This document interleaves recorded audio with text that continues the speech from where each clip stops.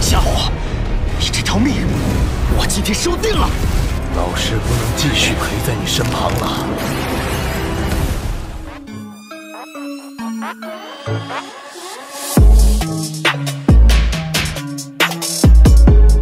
Halo para tetua, para pecinta Battle Through the Heavens dimanapun kalian berada. Gimana nih kabar para tetua yang selalu stay dan udah selalu meramaikan kolom komentar? Udah siap kancut dengan perjalanan dari Mang Oyan? Kuilang gak usah pakai lama-lama lagi, kita kancutkan perjalanannya dan selamat berimajinasi.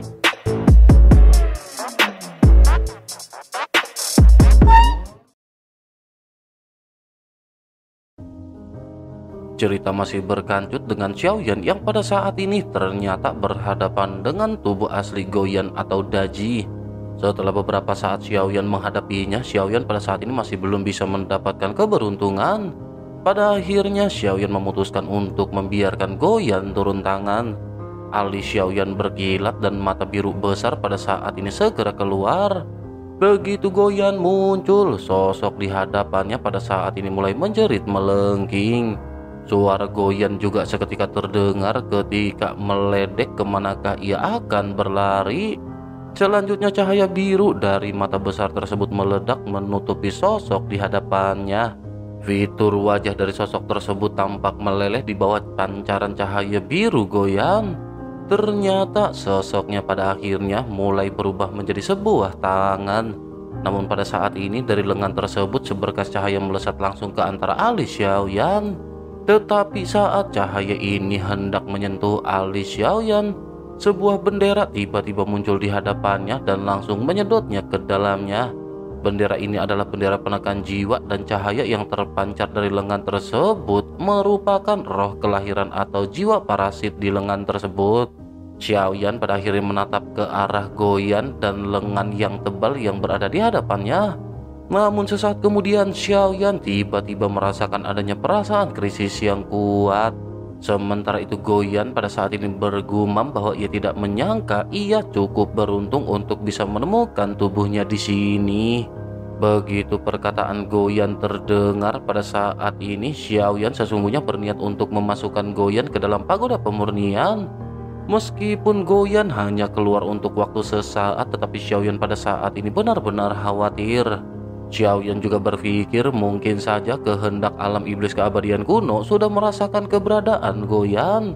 Namun begitu Xiaoyan memasuki alam iblis keabadian kuno, ia sesungguhnya tidak berani memaksakan mengenai hal ini. Tepat ketika Xiaoyan hendak memasukkan Goyan ke dalam pagoda pemurnian, tiba-tiba sebuah retakan muncul di samping Goyan. Bersamaan dengan retakan yang muncul, Xiaoyan diam-diam mengutuk di dalam hatinya. Xiaoyan ingin mengembalikan Goyan ke dalam pagoda pemurnian, tetapi retakan ini benar-benar muncul begitu tiba-tiba. Xiaoyan pada akhirnya segera mengeluarkan semua kekuatan dari guntur ekstrim untuk meningkatkan kecepatannya. Namun sungguh sangat disayangkan, begitu Xiaoyan muncul pada saat ini, Goyan benar-benar telah menghilang di hadapan Xiaoyan. Xiaoyan seketika menggertakkan giginya dan berteriak bahwa ini benar-benar sungguh sangat sial. Sejak kekuatan Xiaoyan menerobos, Xiaoyan sudah lama sekali tidak merasakan adanya amarah. Wajah Xiaoyan juga menjadi sangat jelek pada saat ini dan Xiaoyan pada saat ini mengerutkan kening. Xiaoyan pada akhirnya mengerti ketika Xiaoyan melihat lengan yang masih tertinggal di hadapannya. Xiaoyan bergumam ternyata ini adalah umpan yang sebenarnya. Semuanya tampaknya telah direncanakan oleh alam iblis keabadian kuno. Berawal dari laki-laki bernama Yan Yuan dan perhitungan pada Zuci. Selanjutnya permasalahan ini benar-benar menyebar untuk menjebak Xiaoyan dan Goyan. Xiaoyan benar-benar tidak pernah menyangka bahwa Xiaoyan akan berakhir ditipu oleh kehendak alam iblis keabadian kuno. Rencana ini benar-benar luar binasa dan dengan bisa menggunakan rencana yang begitu detail seperti ini, seharusnya ini tidak lain dan tidak bukan direncanakan oleh kehendak alam iblis keabadian kuno. Xiaoyan pun menghela nafas dan Xiaoyan pada saat ini lanjut mengangkat tangannya dan lengan milik tubuh asli Goyan pada saat ini segera tergantung di hadapan Xiaoyan. Xiaoyan memandang ke arah lengan yang sepenuhnya berwarna ungu dan tampak terlihat biasa-biasa saja. Kuku hitam tajamnya memancarkan aura yang sangat kuat dan sangat ganas. Xiaoyan pada akhirnya bergumam, mungkin lengan ini bisa digunakan sebagai senjata untuk saat ini. Kekuatan spiritual Xiaoyan pun seketika tenggelam, dan ini seperti apa yang Xiaoyan duga karena lengan ini sama sekali tidak melawan. Lengan ini pada akhirnya tampak hidup dan jari-jarinya mulai bergerak. Terkadang sosoknya terkepal, terkadang juga sosoknya membentuk cakar. Xiaoyan pada saat ini sedikit mengangkat alisnya dan lanjut bergumam, jika begitu permasalahannya, biarkan Xiaoyan mencoba hal ini kepada mereka. Xiaoyan ingin tahu seberapa kuatkah lengan ini untuk dijadikan sebagai serangan. Pikiran Xiaoyan pada akhirnya segera bergerak, dan Xiaoyan pada saat ini hanya perlu memberikan kehendaknya pada lengan tersebut. Lengan ini pada akhirnya keluar dan langsung menuju ke arah larva darah raksasa di udara. Sementara itu di sisi lain, leluhur sekte boneka dewa pada saat ini menatap ke arah Xiaoyan dengan serius. Sosoknya tampak sedang merencanakan sesuatu untuk melawan Xiaoyan. Sementara itu di sisi lain, pada saat yang bersamaan, Goyan terlihat berputar-putar dengan gila-gilaan. Goyan juga pada saat ini bertanya-tanya apakah yang sedang terjadi dan mengapa ia merasa pusing. Sosok Goyan pada saat ini tampak dikekang oleh kristal berwarna hitam dengan banyak sosok yang berada di sekitarnya. Salah seorang di antara mereka segera bertanya apakah ini adalah tahanan spiritual yang legendaris. Salah seorang yang merupakan pemimpin pada saat ini mengangguk dan bergumam bahwa seharusnya ini tidak salah. Mendapatkan tahanan spiritual ini dapat mengatasi bahaya ancaman di alam iblis keabadian kuno. Selanjutnya mereka menatap ke arah Goyan yang pada saat ini tampak tidak sadarkan diri. Perlahan-lahan Goyan pada akhirnya mendapatkan kembali kesadarannya dan mulai celingak-celinguk. Goyan lanjut bergumam, di manakah ia pada saat ini berada? Ini bukanlah tempat tinggalnya sebelumnya, dan di manakah sosok Xiaoyan? Tampaknya Goyan pada saat ini tidak tahu apa yang sedang terjadi kepadanya. Ia awalnya mengira bahwa Xiaoyan telah memenjarakannya ke dalam pagoda pemurnian lagi. Goyan pada saat ini hanya bisa melihat ada banyak sosok asing di sekitarnya, dan Goyan menyadari ada sesuatu yang tidak beres. Sementara itu di luar, sosok-sosok pada saat ini kembali bergumam bahwa tempat ini dibangun untuk tahanan spiritual. Kekuatan segel dari tahanan spiritual sangat bagus. Untuk menjebaknya, tempat ini perlu dibangun dengan kristal hitam. Dengan begitu, maka kekuatan segel apapun tidak akan berpengaruh terhadap kristal tersebut. Sosok-sosok ini memandang ke arah Goyan yang merupakan mata besar yang pada saat ini melonjakkan cahaya biru. Goyan tampak terlihat ingin menerobos tempat ini dengan kekuatan segel miliknya. Adapun percakapan orang-orang ini sepertinya Goyan tidak bisa mendengarnya dengan jelas. Tepat ketika cahaya biru dari Goyan menyapu ke sekitar, kristal hitam yang tergantung di kehampaan tertentu tiba-tiba meledak dengan kekuatan segel yang kuat. Selanjutnya energi ini seketika menyebar ke sekeliling. Goyan pada saat ini secara alami ingin membuat segel untuk memecahkan blokade formasi ini. Namun formasi segel yang dibuat ini tampaknya dibuat dikhususkan untuk Goyan. Begitu diserang oleh Goyan, kristal ini memang mengalami kerusakan tetapi segera kembali pulih. Hanya dalam beberapa tarikan nafas pada akhirnya kristal hitam ini kembali ke posisi semula. Selain itu, hal yang tidak diketahui oleh Goyan adalah bahwa kekuatan segel yang Goyan keluarkan sekarang menyebar dengan cepat. Kekuatan ini sudah memperbaiki lubang penghalang dunia tak kasat mata di alam iblis keabadian kuno. Goyan yang pada saat ini tampak menyadari bahwa segel yang mengekangnya cukup kuat pada akhirnya memandang ke arah sosok-sosok yang berada di sekitar.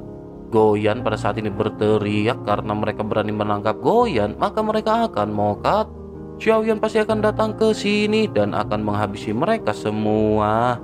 Mendengar teriakan dari Goyan, pemimpin dari kelompok ini seketika memerintahkan salah seorang di antara mereka untuk kembali menusuk ke arah Goyan. Selanjutnya, duri tajam dari kristal berwarna hitam langsung menusuk ke arah Goyan dengan keras. Goyan tiba-tiba bergetar dan cahaya biru kembali meledak dengan ganas dari mata Goyan. Goyan menjerit melengking sambil mengeluarkan cahaya biru yang pada saat ini melonjak ke sekitar. Ini merupakan sesuatu yang mereka harapkan karena dengan hal ini mereka akan bisa memperbaiki penghalang dunia alam iblis keabadian kuno. Tetapi meskipun begitu, pemimpin dari kelompok ini segera bergumam bahwa meskipun kekuatan segel ini kuat, masih agak sulit bagi mereka untuk memperbaiki penghalang dunia. Selain itu, tampaknya makhluk ini belum benar-benar mengeluarkan kekuatan yang lebih besar. Begitu selesai berbicara, sosoknya segera kembali memerintahkan untuk memasukkan beberapa duri kristal tajam ke arah Goyan. Goyan pada akhirnya kembali berteriak begitu duri-duri tajam ini menusuk Goyan. Rasa sakitnya mungkin terasa nyata, tetapi hal ini sesungguhnya tidak terlalu berpengaruh kepada Goyan. Hanya saja paku-paku hitam ini membatasi kekuatan yang bisa dikeluarkan oleh Goyan. Goyan pada saat ini benar-benar merasa marah dan berteriak bahwa jika mereka terus melakukan ini, Goyan benar-benar akan menghabisi mereka semua. Begitu selesai berbicara, selanjutnya sebuah lengan tembus pandang sepanjang beberapa meter muncul dan meninju kristal hitam. Ledakan seketika terjadi dan pada saat ini kristal bergetar hebat. Seluruh menara kristal yang dibangun oleh kristal hitam juga pada saat ini tampak terguncang. Ini adalah salah satu lengan yang diambil Goyan dari Yetian di alam sejati Xuan Yin. Lengan hitam ini tampaknya muncul begitu saja dari mata besar Goyan. Pukulan demi pukulan pada saat ini dilesatkan oleh Goyan dan suara tumpul bergema di sekitar.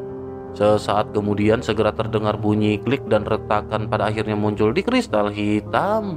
Kristal hitam yang menghalanginya pada akhirnya hancur, tetapi bersamaan dengan hal tersebut, Goyan dapat melihat sekeliling dengan jelas, tetapi pada saat yang sama kekuatan penekanan yang kuat juga menyelimutinya.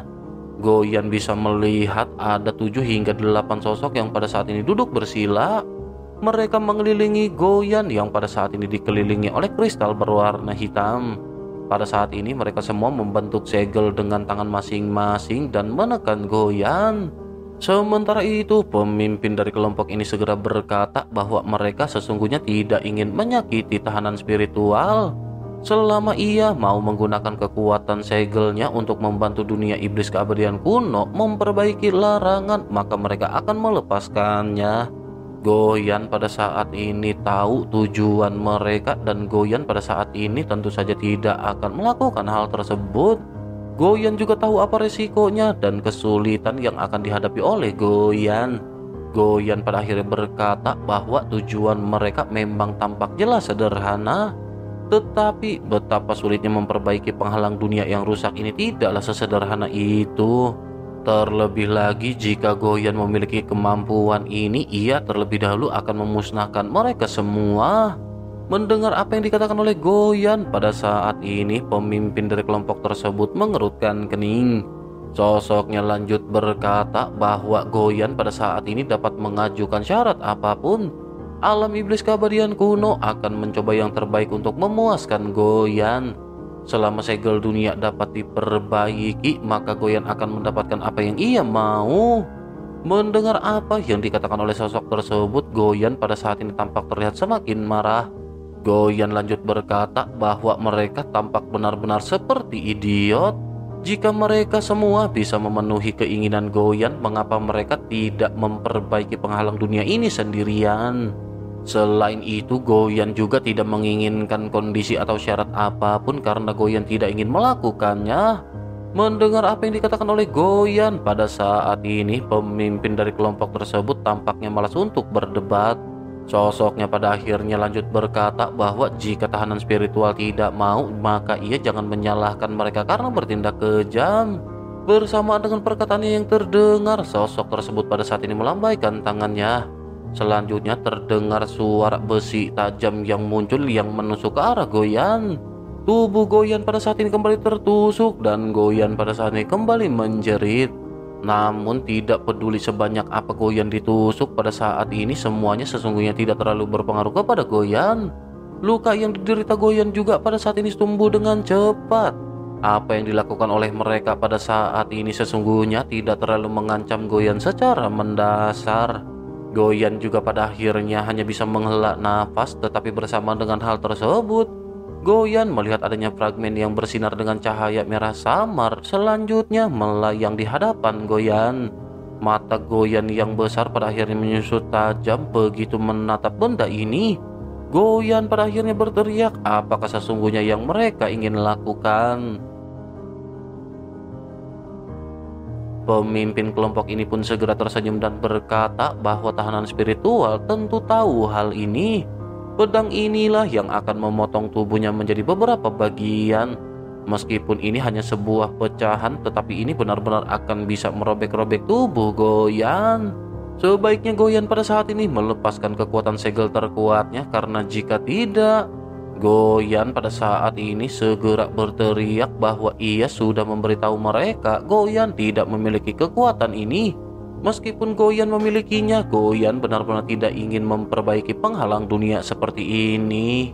Si pria pada akhirnya segera melambaikan tangannya dan pada saat ini segera melukai Goyan. Sesaat setelah tubuh Goyan pada saat ini ditembus oleh pecahan pedang berwarna merah, muncul luka kecil di mata besar Goyan, dan saat luka tersebut muncul, cairan biru pada saat ini mengalir keluar dari tubuh Goyan. Segera cairan biru berubah menjadi kekuatan segel yang sangat kuat dan tersapu. Hal ini menyebabkan seluruh menara kristal hitam bergetar dan kekuatan segel yang lebih kuat menyebar. Si pria pun tersenyum dan bergumam, ternyata dengan menyakiti tahanan spiritual, ia bisa mendapatkan kekuatan segel yang lebih kuat. Jika begitu permasalahannya, maka akan jauh lebih mudah bagi mereka untuk melakukan hal ini.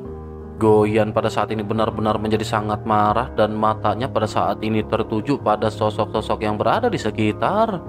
Goyan juga pada saat ini hanya berdiam diri meskipun Goyan terus-menerus dilukai. Goyan pada akhirnya bergumam karena mereka semua menyukai blokade, maka izinkan Goyan untuk memberi mereka tahu rasanya diblokir. Goyan pada saat ini tampak sangat percaya diri dan sepertinya Goyan sedang mempersiapkan sesuatu. Sementara itu sosok-sosok yang berada di sekitar pada saat ini tampak terlihat tenang. Kristal hitam ini memiliki efek untuk menahan segel dan umumnya kristal ini hanya seukuran ibu jari. Bahan seperti ini juga sangat langka di alam iblis keabadian kuno atau bahkan di seluruh dunia. Alam iblis keabadian kuno telah menggunakan begitu banyak kristal hitam untuk membangun puncak menara kristal hitam. Dapat dilihat bahwa rencana mereka benar-benar telah dipersiapkan dengan begitu matang. Sulit untuk mengumpulkan kristal hitam seperti ini dalam jumlah besar. Selain itu, tidak mungkin untuk membentuknya dalam waktu singkat. Terlebih lagi terlihat bahwa puncak menara kristal hitam ini dipersiapkan untuk tahanan spiritual. Pada saat ini di puncak menara hitam, Goyan sedang menyiapkan segel yang tampak sangat canggih. Ia juga tampak sangat percaya diri bahwa ia akan bisa menerobos keluar dari tempat ini. Sementara itu di sekte boneka dewa, lengan ungu pada saat ini masih terus-menerus meraung. Lengan Goyan ini seketika meraung ke arah larva darah raksasa dengan kendali Xiaoyan. Kecepatannya sesungguhnya tidak terlalu cepat. Melihat lengan ungu yang terbang, raksasa larva darah juga pada saat ini merasakan sedikit keanehan. Selanjutnya terdengar suara teredam ketika larva darah raksasa mengeluarkan telapak tangannya.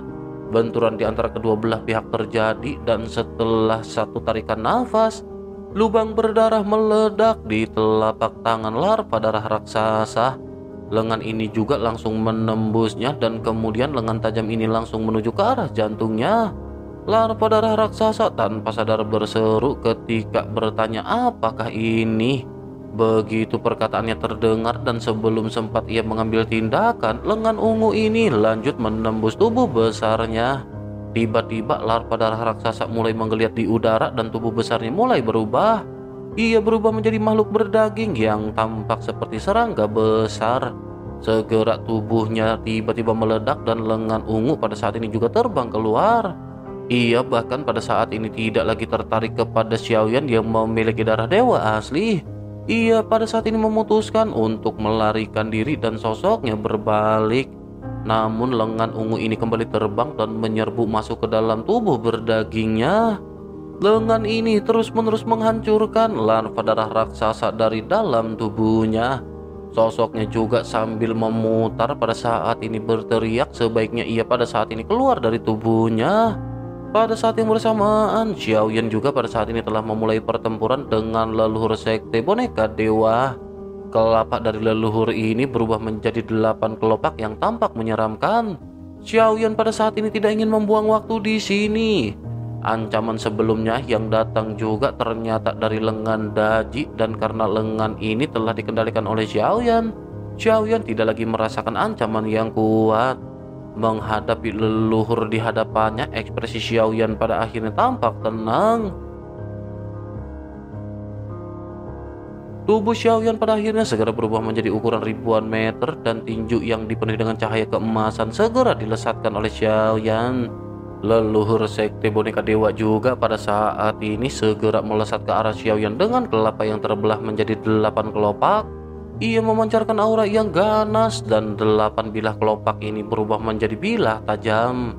Sosoknya tampaknya tidak takut kepada Xiaoyan, tetapi ketika tinju Xiaoyan mengenainya, tubuhnya pada saat ini terlempar mundur dan ia memuntahkan seteguk besar darah. Selanjutnya sosoknya menstabilkan tubuh dan berteriak tajam bahwa ia akan membiarkan Xiaoyan melihat latar belakang sekte boneka dewa.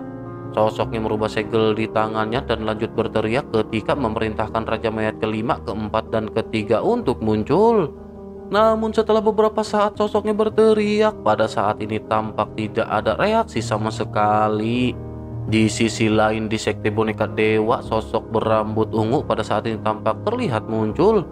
Sosoknya terbang naik turun di sekte boneka dewa dan kemanapun ia melintas, selama masih ada peti mati, tutup peti mati itu akan meledak seketika. Boneka dewa yang berada di dalamnya juga seketika akan terbang keluar dan menghilang.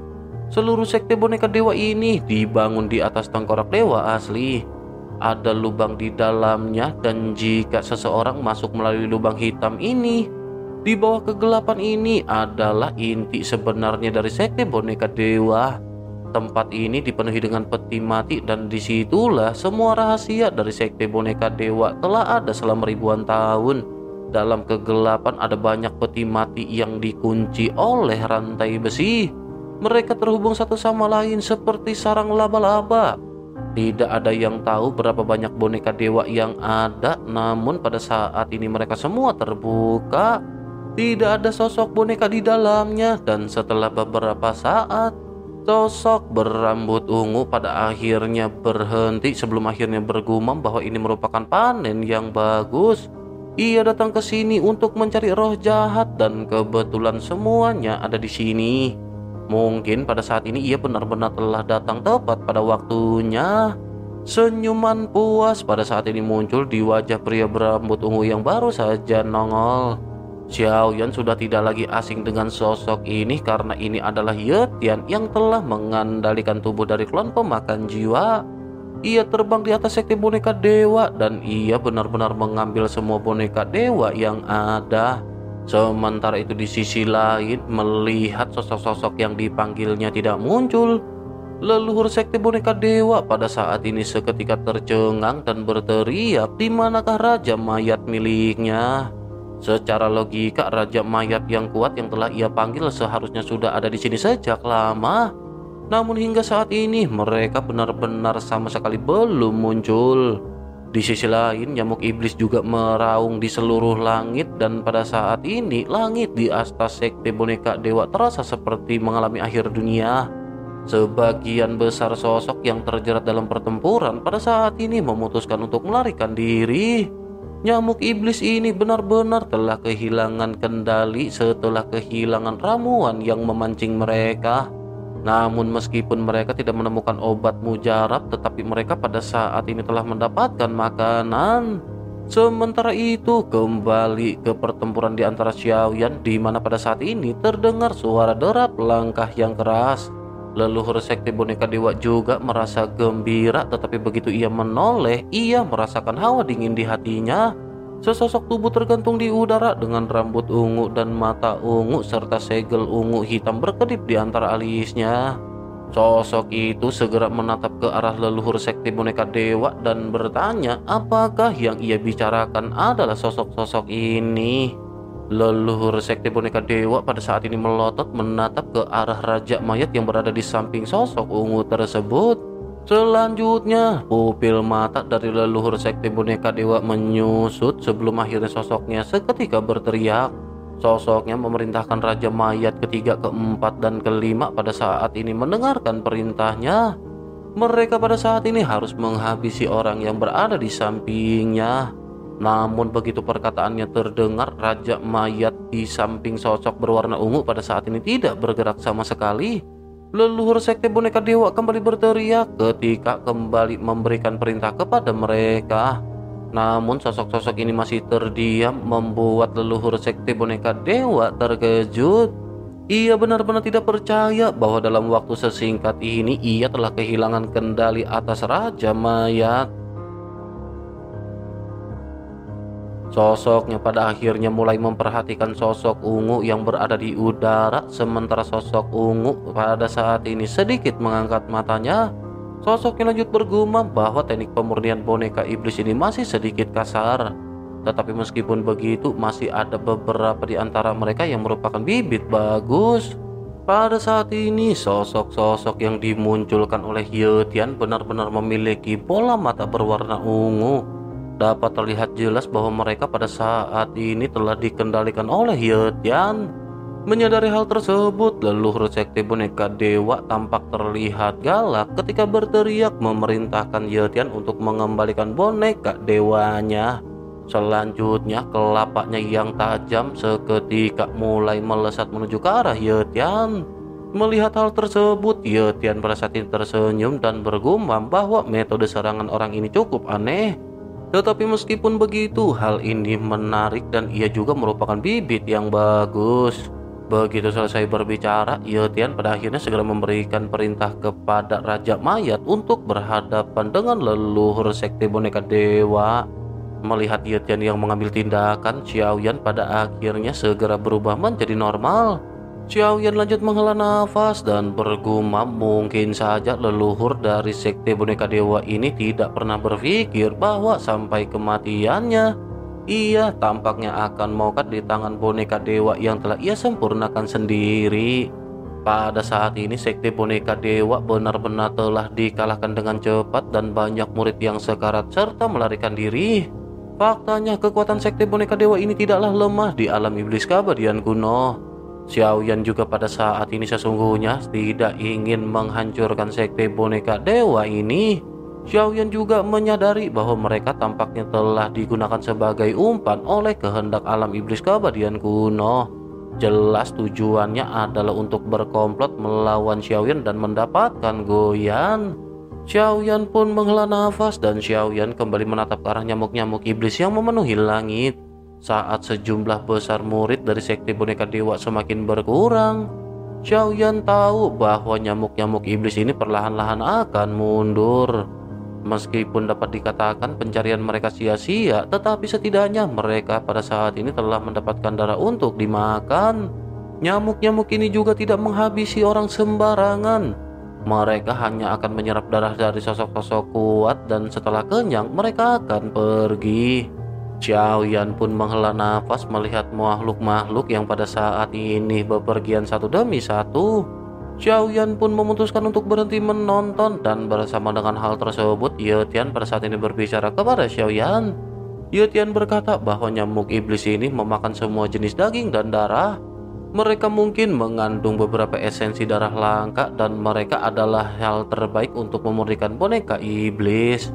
Xiaoyan secara alami mengerti apa yang pada saat ini dimaksud oleh Ye Tian. Tetapi pada saat ini ada begitu banyak nyamuk iblis. Ukuran mereka juga cukup besar dan Xiaoyan tidak ingin terlibat dengan hal ini. Xiaoyan pun segera berkata bahwa Ye Tian bisa menangkapnya sendiri. Terlebih lagi, bagaimana mungkin iblis nomor satu di dunia harus bergantung pada orang lain? Ye Tian mendengus dingin mendengar apa yang baru saja dikatakan oleh Xiaoyan. Sosoknya pada saat ini lanjut berkata karena semuanya telah diselesaikan, maka ia pada saat ini akan kembali pergi.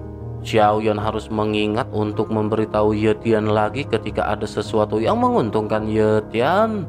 Ye Tian pada saat ini tampaknya merasa sangat puas. Leluhur dari sekte boneka dewa pada saat ini akhirnya benar-benar dikalahkan dan tidak dapat melawan. Xiaoyan tidak tahu apakah sosok ini telah mati atau tidak, tetapi Xiaoyan tahu sosoknya telah dilemparkan ke dalam celah oleh Ye Tian. Xiaoyan pun kembali memandang ke arah Ye Tian dan sebelum Ye Tian pergi, Xiaoyan pada saat ini memerintahkan Ye Tian untuk menunggu sejenak. Xiaoyan lanjut berkata sebaiknya Ye Tian memberikan Xiaoyan semua cincin dari orang yang telah ia habisi. Ye Tian pada saat ini sedikit terdiam sebelum akhirnya Ye Tian tampak sedikit tidak sabar. Retakan pada saat ini muncul dan dengan lambaian tangannya Ye Tian segera memberikan banyak cincin penyimpanan kepada Xiaoyan. Ye Tian pun segera berkata bahwa Xiaoyan benar-benar merepotkan. Selanjutnya Ye Tian mengabaikan Xiaoyan dan seketika menggerakkan tubuhnya. Sosoknya melesat ke kejauhan dan Xiaoyan menatap ke arah Ye Tian yang menjauh. Xiaoyan melihat Ye Tian menghabisi beberapa nyamuk iblis ketika ia melintas sebelum akhirnya menghilang. Setelah kepergian Ye Tian, Xiaoyan pada akhirnya segera bergegas kembali ke altar. Peti mati yang menyegel klon Zuci masih berada di tempat ini. Untuk sesaat Xiaoyan tidak tahu apakah Xiaoyan harus membukanya atau menyimpannya di dalam peti mati. Setelah berpikir sejenak, Xiaoyan memutuskan untuk tidak membukanya. Xiaoyan memutuskan untuk memasukkan kekuatan spiritual ke dalamnya. Xiaoyan bisa merasakan adanya aura kekerasan yang terdapat di dalamnya. Xiaoyan pun lanjut bergumam, mungkinkah ini akan membuat kekuatan dari klon Zuci tumbuh lebih cepat. Xiaoyan sedikit merenung karena Xiaoyan pada saat ini tidak pandai dalam memurnikan boneka. Tetapi sekarang sekte boneka dewa telah melakukan segalanya dan Xiaoyan hanya perlu menemukan metode untuk pemurnian. Xiaoyan pun segera membalikan telapak tangannya dan mengeluarkan cincin penyimpanan yang telah diambil Ye Tian dari leluhur sekte boneka dewa. Secara logika mungkin akan ada metode pemurnian boneka dewa di dalamnya. Setelah Xiaoyan mencari, Xiaoyan pada akhirnya menemukan beberapa selip batu giok. Namun ada ratusan selip batu giok yang pada akhirnya ditempatkan di depan Xiaoyan. Hal ini menunjukkan bahwa ada banyak metode dan Xiaoyan tidak tahu metode manakah yang tepat. Jika Xiaoyan mencari satu demi satu, maka Xiaoyan benar-benar akan memakan waktu banyak. Oleh karena itu akan lebih baik bagi Xiaoyan jika Xiaoyan bertanya kepada orang-orang yang berada dari sekte boneka dewa. Xiaoyan pun segera melesatkan kekuatan spiritualnya dan Xiaoyan menemukan aura yang familiar. Sosok ini adalah Yan Yuan yang tidak melarikan diri dari tempat ini. Tanpa boneka dewa, kekuatan pribadi Yan Yuan juga pada saat ini benar-benar telah berkurang. Yan Yuan di kejauhan juga pada saat ini mengetahui bahwa Xiaoyan telah menemukan posisinya. Xiaoyan lanjut berteriak dengan tajam ketika memerintahkan Yan Yuan untuk keluar. Yan Yuan tahu bahwa ia tidak akan selamat meskipun ia melarikan diri dari Xiaoyan. Yang terbaik baginya adalah pasrah dan ia hanya bisa mengikuti semua keinginan Xiaoyan. Yan Yuan tampak terlihat memalukan, membungkuk menghampiri Xiaoyan sebelum akhirnya menangkupkan tangannya. Sementara itu Xiaoyan tidak banyak membuang waktu dan langsung bertanya apakah Yan Yuan memiliki metode pemurnian terbaik dari sekte boneka dewa. Yan Yuan dengan tersenyum pahit menjelaskan bahwa ia tentu saja memilikinya. Ia akan melakukan yang terbaik untuk memenuhi kebutuhan dari senior. Ia pada saat ini hanya berharap senior akan menyelamatkan nyawa junior. Xiaoyan melihat ketulusan yang terpancar dari wajah Yan Yuan dan Xiaoyan pada saat ini hanya terdiam. Sementara itu Yan Yuan segera berkata bahwa senior bisa mengikutinya. Xiaoyan sedikit mengerutkan kening tetapi Xiaoyan masih mengikuti Yan Yuan.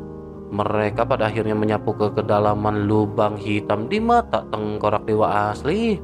Dalam kegelapan ini, Xiaoyan dikejutkan dengan banyak peti mati yang tak terhitung jumlahnya. Mereka saling terkait seperti jaring laba-laba.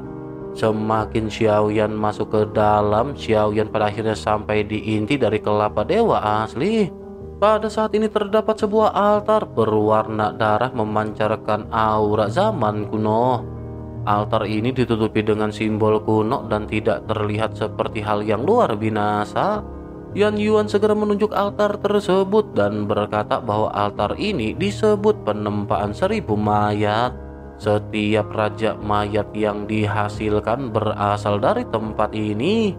Begitu selesai berbicara, Yan Yuan segera mengeluarkan selip batu giok dan memberikannya kepada Xiaoyan. Selanjutnya ia membentuk segel dengan kedua tangannya dan menamparnya ke arah altar. Segel di atasnya hancur dengan bunyi klik. Sementara itu kekuatan spiritual Xiaoyan menyapu selip batu giok di tangannya. Xiaoyan menemukan bahwa ini memang metode pemurnian boneka dewa yang tidak ditemukan di selip batu giok leluhur sebelumnya. Sementara itu Yan Yuan pada saat ini segera menjelaskan bahwa ini adalah teknik penempaan boneka 1000 mayat. Hanya dengan menggabungkannya, mereka dapat membuat boneka dewa yang kuat dan ia berharap senior bisa menerimanya. Terlihat bahwa Yan Yuan pada saat ini benar-benar ingin menyelamatkan hidupnya. Xiaoyan pada akhirnya mengangguk dan Xiaoyan segera mengangkat tangannya melemparkan peti mati merah yang menyegel klon Zuci ke arah penempaan 1000 mayat. Yan Yuan pada saat ini segera menjelaskan kembali kepada Xiaoyan bahwa metode pemurniannya ini tidaklah rumit. Yang paling penting adalah membutuhkan mayat dengan atribut berbeda untuk pemurniannya. Itu bisa disempurnakan dengan kekuatan 5 elemen. Meskipun sekarang mereka tidak mungkin lagi menemukan semua mayat 5 elemen yang ada, tetapi mereka pada saat ini tampaknya masih memiliki beberapa. Ia berharap senior pada saat ini bisa mengikuti Yan Yuan. Xiaoyan mengangguk dan seketika mengangkat tangannya. Xiaoyan pada saat ini lanjut mengikuti Yan Yuan untuk masuk ke area yang lebih dalam. Begitu sampai pada akhirnya Yan Yuan segera mengeluarkan seonggok mayat dan berkata bahwa ini adalah mayat yang sangat yin atau dingin. Mereka telah rusak parah sebelumnya, tetapi meskipun begitu ini cukup bermanfaat untuk melatih boneka dewa. Xiaoyan pada saat ini melambaikan tangannya dan memasukkan mayat yang sangat yin ini ke dalam celah. Celah ini dibuat oleh Xiaoyan dari gua void yang bertujuan untuk menyimpan mayat-mayat untuk memurnikan klon suci. Xiaoyan juga pada saat ini bisa merasa bahwa tampaknya Yan Yuan tidak berniat menyakiti Xiaoyan. Xiaoyan juga pada saat ini memiliki pertanyaan yang ingin ditanyakan oleh Xiaoyan. Xiaoyan ingin menyelidiki apakah Xiaoyan bisa menemukan keberadaan Goyan dan menyelamatkannya. Meskipun Xiaoyan tahu bahwa Goyan tidak akan mokat dengan mudah, tetapi menurut situasi saat ini di alam iblis keabadian kuno, Goyan pasti akan menderita. Xiaoyan pada akhirnya bertanya apakah mereka sekte boneka dewa memiliki pelindung. Yan Yuan pada saat ini sedikit mengerutkan kening mendengar apa yang dikatakan oleh Xiaoyan. Sosoknya lanjut berkata bahwa ia sesungguhnya tidak terlalu tahu mengenai hal ini. Sementara itu Xiaoyan pada saat ini segera menjelaskan semua yang terjadi kepada Yan Yuan. Xiaoyan berkata bahwa penghancuran sekte boneka dewa kali ini bukanlah suatu kebetulan. Ini juga bukan karena Yan Yuan telah memprovokasi Xiaoyan. Namun sesungguhnya seseorang menggunakan sekte boneka dewa mereka sebagai umpan. Mendengar hal ini, Yan Yuan pada akhirnya sedikit tercengang. Setelah sedikit tertegun, sosoknya berkata bahwa meskipun ia tidak tahu banyak tentang pelindungnya, ia tahu bahwa sosok pelindung ini sangatlah kuat. Bahkan auranya masih lebih tinggi dari senior dan rasanya sangat kuat hingga membuatnya sulit bernapas pada saat itu. Ketika ia menatapnya, darah di tubuhnya sepertinya benar-benar berhenti mengalir.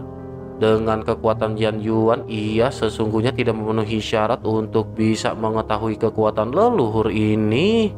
tetapi ia pernah mendengar sesuatu tentang leluhur ini sebelumnya.